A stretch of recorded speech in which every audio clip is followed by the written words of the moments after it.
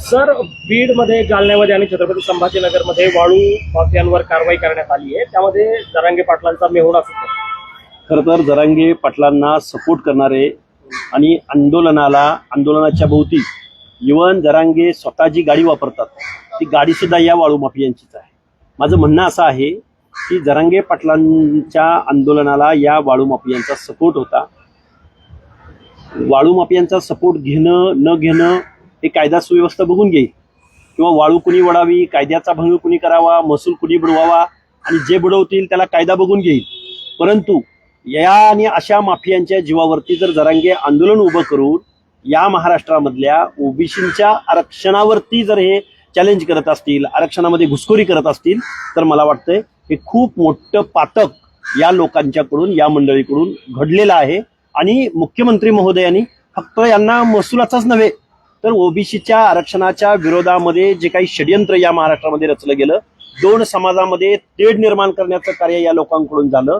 या लोकांना कठोरातली कठोर शिक्षा झाली पाहिजे. आणि याच्या पाठीमागं हे षडयंत्र रचणारा, आता जे धसांच्या भाषेमध्ये बोलायचं म्हणलं तर यांचा आका कोण होता, त्या आकाचा पहिल्यांदा शोध झाला पाहिजे. आणि आका हा शब्द आता परत मला वाटतंय या महाराष्ट्रामधला बिनीचा शब्द आहे, तर या आकाचा शोध घेतला गेला पाहिजे. तुम्ही त्यांच्यावरती षडयंत्र असल्याचा आरोप करताय, मात्र त्यांचं असं म्हणणं आहे की हे सगळं देवेंद्र फडणवीसांचं षडयंत्र आहे आणि त्यांना रोखण्यासाठी हे सगळं सुरू आहे असं त्यांचं म्हणणं आहे. जी कारवाई झाली ती योग्य वाटते का तुम्हाला? हे सगळं बघा, वाळू ओढणाऱ्यांना, महसूल बुडवणाऱ्यांना, गोदावरी नदीची चाळण करणाऱ्या लोकांना, टिप्पर किंवा महसूल बुडवणाऱ्या लोकांना, यांना काही देवेंद्र फडणवीसांनी आमंत्रण दिलं होतं का तुम्ही अशी वाळू ओढा म्हणून? त्यामुळे मला असं म्हणायचंय की या माफियांना शिक्षा झाली पाहिजे. आणि जरांगे पाटलांच्या पाठीमागं जर असे माफिया गुंड, आणि फक्त वाळू ओढण्यापुरतं मर्यादित नाहीये, बीड शहर जाळलं जात होतं त्यावेळी त्या बीड शहरामध्ये आंतरवली सराटीमध्ये गोळीबार करणारी माणसं, दंगल घडवणारी माणसं, ही माणसं कोण आहेत? यांना मोकापेक्षाही मोठा गुन्हा यांच्यावरती दाखल होऊ शकतो. मोका निश्चित मकोका हा कायदा या सगळ्या मंडळींना संघटित आहे. त्यामुळे फक्त तडीपारीची कारवाई करून चालणार नाही, तर यांच्यावरती मोकापेक्षाही कडक कारवाई करायला पाहिजे असं माझं मत आहे. माझं तोंड बंद करायला फडणवीसांनी ही खेळ केली असं म्हणतात. वाळू वाढायला फडणवीसांनी थोडं सांगितलं होतं त्यांना, किंवा बीडमध्ये गोळीबार करायला, लोकप्रतिनिधींची घरं जाळायला थोडं सांगितलं होतं. आंतरवली सराटी किंवा 2-3 जिल्ह्यामध्ये सामाजिक तेढ निर्माण करायला थोडंच फडणवीसांनी सांगितलं होतं. त्यामुळे मला असं वाटतं की या सर्व लोकांना शिक्षा झाली पाहिजे.